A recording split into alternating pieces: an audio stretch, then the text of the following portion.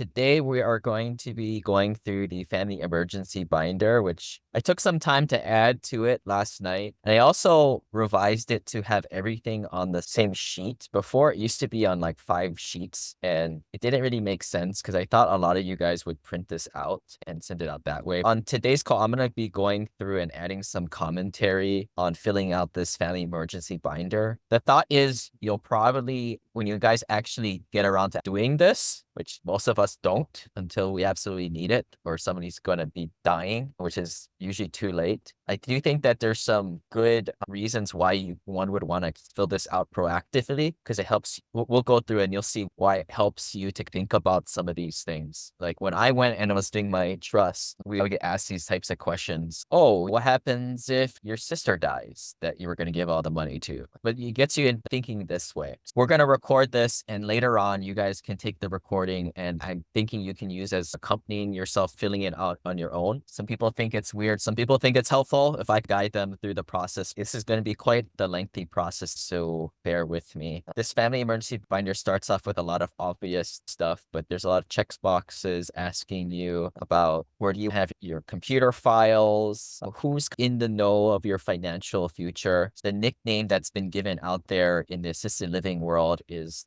usually it's the daughter of the patriarch or the surviving couple. The code name is Cheryl. I don't know why they use the name Cheryl, but that's always the person who is always like the most trustworthy and the financial trustee of the family, which is typically most of the people in our group, right? Because a lot of you guys are very financial geeks about this type of stuff. You guys are the Cheryls, or I don't know what the guy equivalent of a Cheryl is. So here's like a lot of the household information in here. I think a lot of stuff that you would think you would want to have.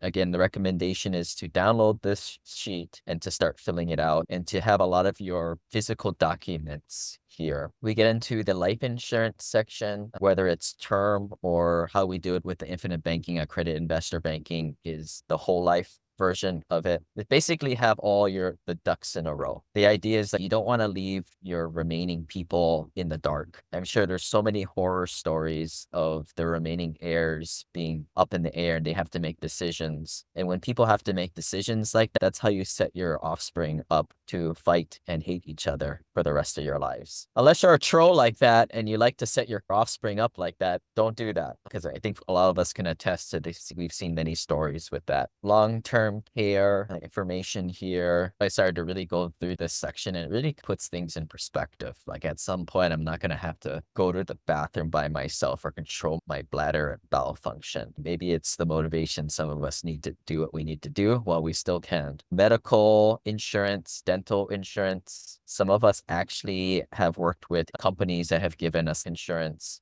I would say half of us are too young to be grandfathered into such thing. And for now, we can thank Obamacare for that. The government should pay for it for you. MAGI. You guys can Google that on your own. I think a lot of this is very basic, but you're going to be passing this down to your kids or somebody else to take care of you. A lot of medical stuff on here. The pharmacy information. Oh, pets. There's a lot of people who in our world, they don't have kids or they hate their kids because their kids are spoiled rotten. They don't have a good relationship with them. Some people have these like pet care trusts that they set up for the pets. So if there is somebody like a neighbor that you liked, maybe throw some money to take care of your pet. That can be a way of doing it. It may sound absurd, but for a lot of people, it's actually very common that they set one of these trusts up for the care of their pet. Some of you guys might laugh. Don't laugh. It might be you one of these days. Best friend is a pet. A power of attorney is an important one. Now, it can be a limited power of attorney too. I've always been a fan of using the best CPAs and the best lawyers, regardless of where they live.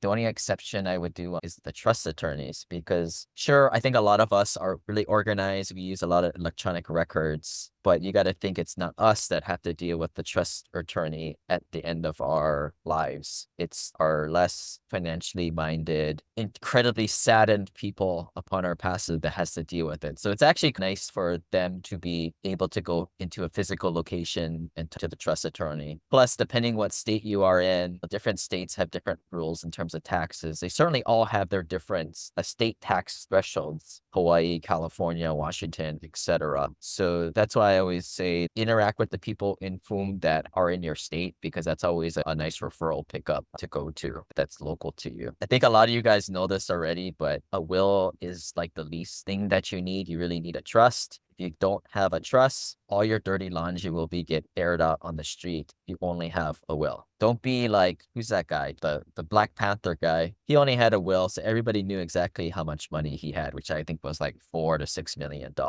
If he would have had a trust, he wouldn't have had to go to the probate, which takes a lot of time, is costly, usually costs maybe 1 to 5% of the state, goes to the state to go through the process. But I think the worst thing is everybody figures out what you own, which if you like your privacy, get a trust. Get a trust now. If you have kids, you should have got a trust yesterday. What are the high level differences between a trust and a will? A will is just an instruction and it needs to go through probate. If you have the trust has a will in it. So I don't know why lawyers would only do a will for you. I think it might be partially due to the fact that if they only have a will, then you have to go to them for the trust probate stuff. And that's where they make money, right? Just get a trust. Just get a freaking trust. That's all we got to say about that. And I say that because guarantee a couple people on this call don't have it. So just get the trust. Now, if it's irrevocable trust, that's something different. That's for asset protection. But these trusts are pretty cheap, maybe $1,000, $5,000 to do the trust. How often would you take a look again at these documents? Whenever there's a substantial change, they say to change it.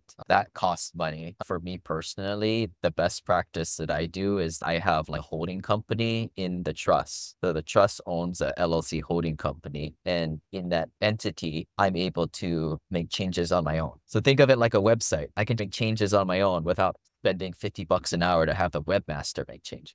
That's my little trick. Now, I don't know if that's the best practice legally, but that's what I do. But certainly when you have a life-changing event, like you have a new kid, you get divorced, or your preferences change. And I think when we go to this, the rest of this family emergency binder, there are questions that come up like, oh, like, who's watching my kids? Which uncle? Oh, I don't like that guy anymore. Let's have this person. Things like that come up. That's when you need to change it. But you can write your trust very descriptively where you have to change it all the time. Hopefully you find a trust attorney or write your own in a way where it is somewhat esoteric and it leaves some room for flexibility and interpretation in a good way. One thing that comes up a lot that accountants, I think, tend to change a lot. The nice thing is when you work with a trust attorney, a lot of times you're tied into that professional network so that you can get referrals from there. Not necessarily means that they're good or aggressive like how you guys want them, but at least it's somebody at that point. And that's the whole idea with the trust. Like right now, I think a lot of us are in growth mode. We're a little bit more aggressive, but at some point, especially when you're dead, the game plan kind of changes to from more offense to just more defense. And that's where like portfolio of like life insurance and traditional investments make a lot of sense when you're dead and somebody else has to take it on. But nobody knows when they're going to die, right? These are just, you use this as a checklist to get your ducks in the row all in the same place, just in case you go tomorrow. This has a real high level, all right, how I made my money or where my money is coming from. I would probably urge you to use the full-blown personal financial sheet document instead. It's a lot more detailed, but this is good for, I think, most of the people taking over the estate. This high level is probably good for them, where the personal financial sheet might be just too much information.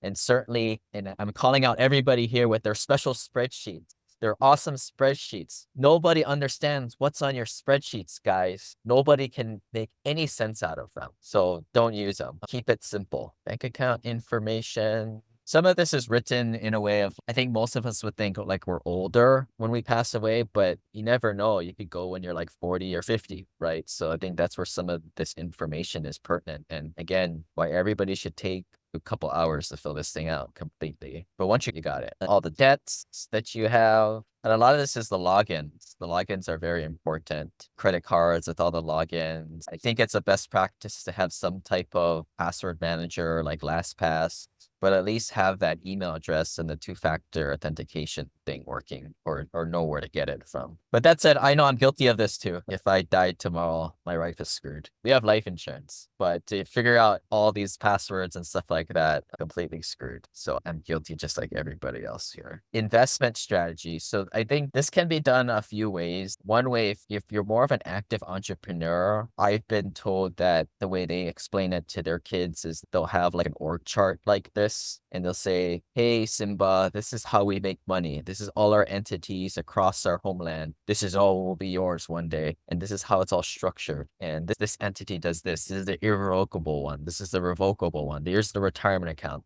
You guys are welcome to take this and download your own copy and make your own one. But I think the visual representation of all these entities and how they play with each other, and then the dotted line, how they roll up to things, is very important.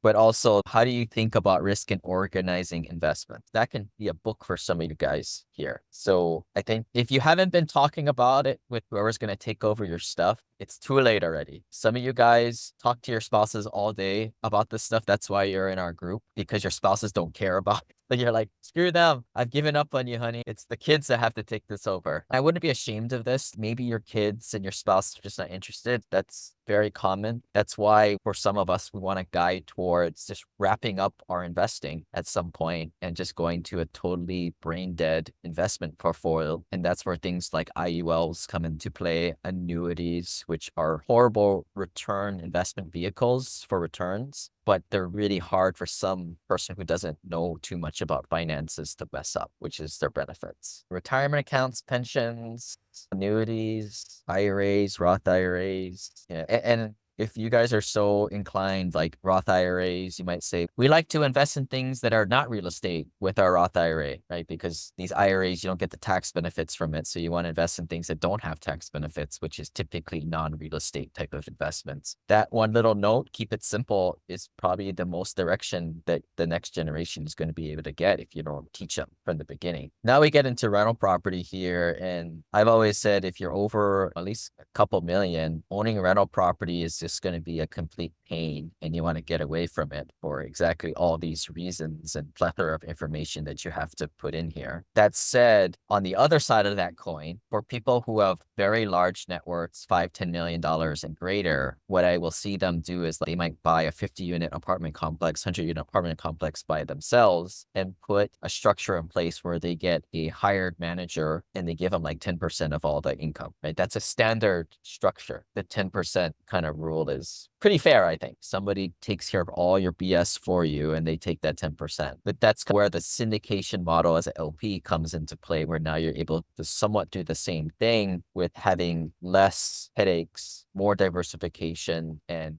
zero liability there. Where in the other structure, you have control of your 3 or 4 apartment buildings, but when somebody slips and falls, you're the one getting sued. And maybe we'll end the talk with a little bit about irrevocable trust, but there is some discussion on putting vehicles and even houses in irrevocable trusts where your kids are the beneficiaries of that, being able to drive the cars and live in the building, and then they pay rent to the irrevocable trust. I myself don't do that yet, but when I figure out a good way to do it, I'll let you all know how it goes. What a pain it really is. We live in a digital age, so all the online accounts here, maybe you don't want to know. Maybe it's take my laptop and throw it into the Lake Minnetonka. Safety deposit box. So like a lot of this is electronic, if you notice. I think the reason why I put it all in one tab is so you can go Control F and find whatever you're looking for. There should be like a little inventory sheet of physical things in the safety deposit box, such as jewelry or things like that, and storage units.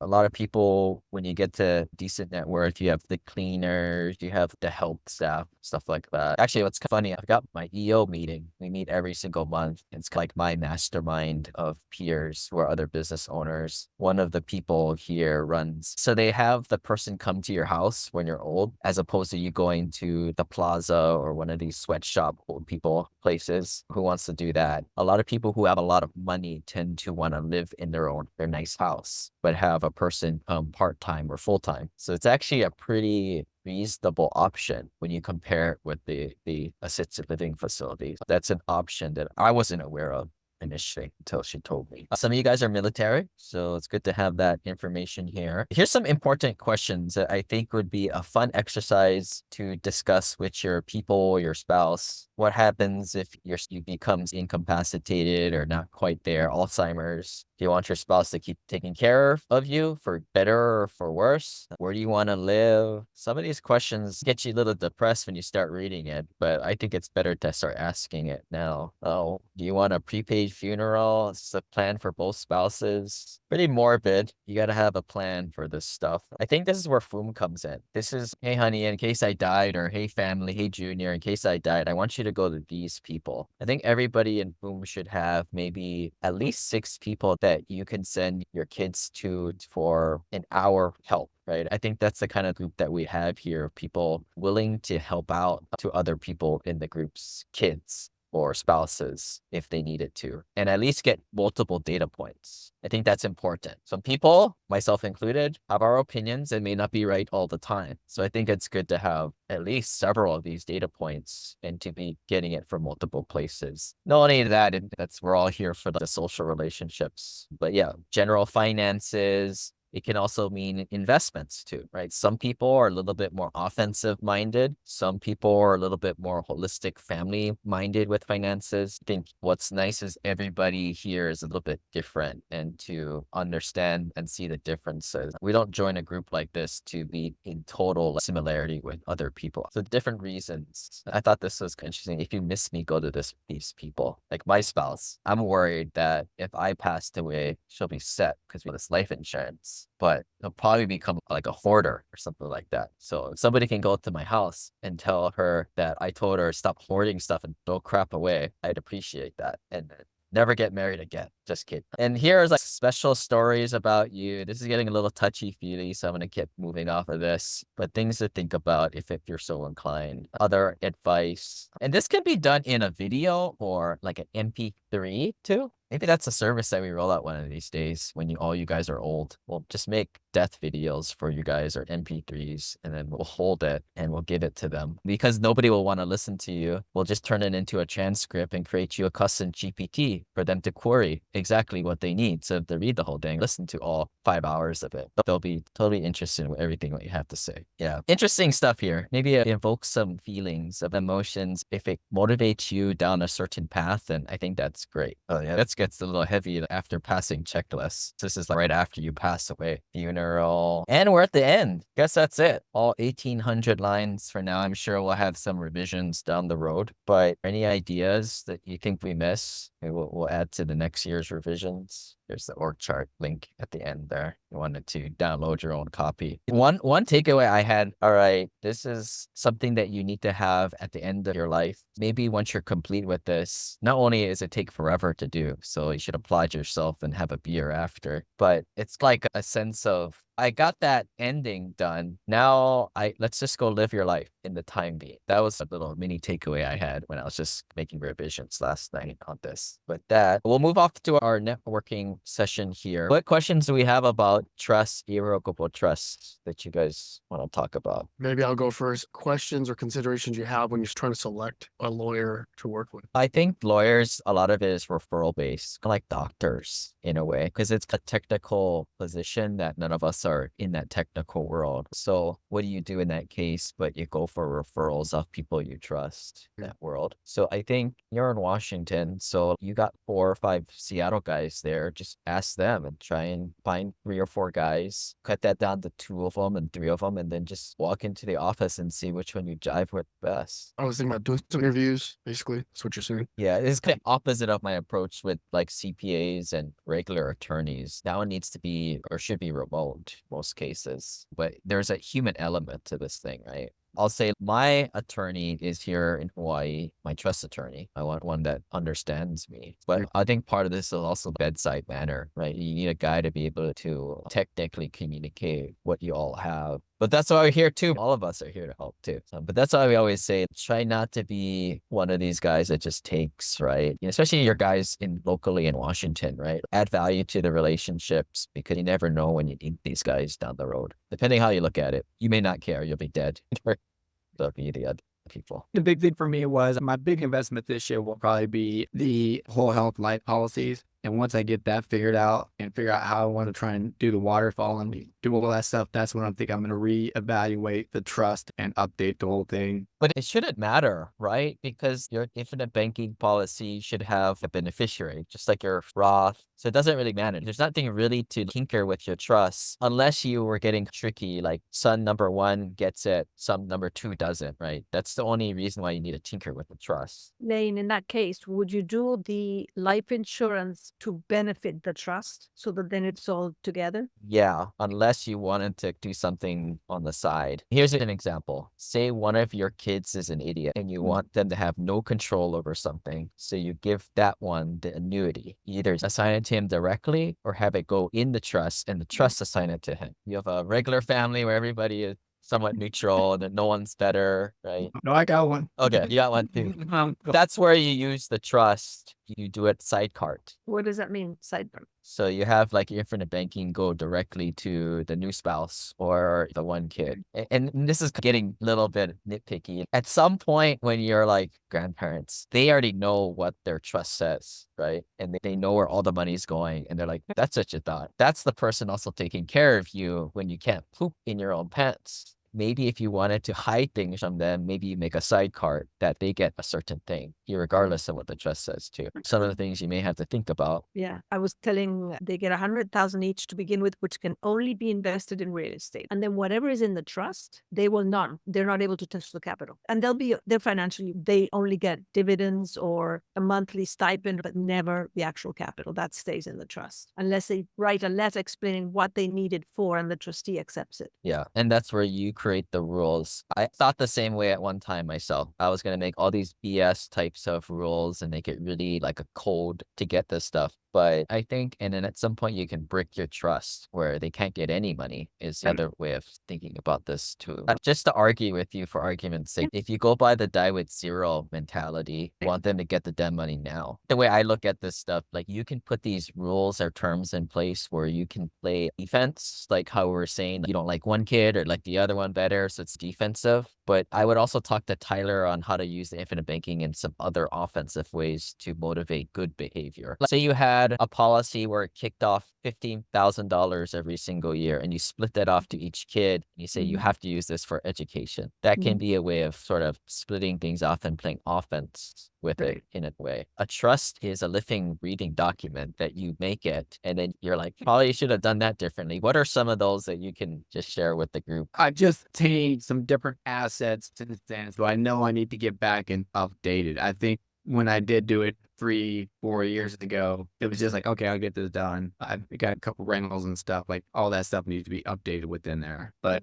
Yeah. I think I got to study things a little bit more to know exactly like how should this be. You should have signed a document already that your attorney gave you that specifies that anything that is outside of the trust now, but that you own, will be automatically thrown into it. Yeah, Yeah, and I that's like agree. the catch-all, right? And then direct what the Yeah. trust says. And I'm sure you have this too, where like you have an LLC that's owned by the trust. The LLC is the thing that holds all the stuff. And what's nice about that is like a entity is like 50 pages of bullshit. And then the last page is the important one, the appendix. So I'm not giving you any legal advice here, but what the cool kids do is we just change that appendix on your own. So that's the thing that you got to keep updated. Hey, honey, in case I die, cry for a few minutes, then change that appendix very quickly. I'm not saying giving you legal advice. Not what you should do, but that's a way of avoiding $1,000 hourly rate to change this stuff every single time. But then you don't have to change it all the time. Like things change in that LLC, but it's all changed by you, the managing member, and you just change your own company documents as opposed to the trust. The trust stays the same, whether it's irrevocable or revocable. That's one theory. Is like you make it just really obvious and everybody gets an even amount or whatever, but whatever's in the entity that's owned by the trust, that fluctuates a lot. And then if you do it that way, then you don't have to mess around with your trust documents all the time, which if you don't care about spending a couple grand every single time to change it, that's fine. And that's not a problem. But where it gets a problem is you keep messing around with the documents and you have an irrevocable trust for asset protection reasons.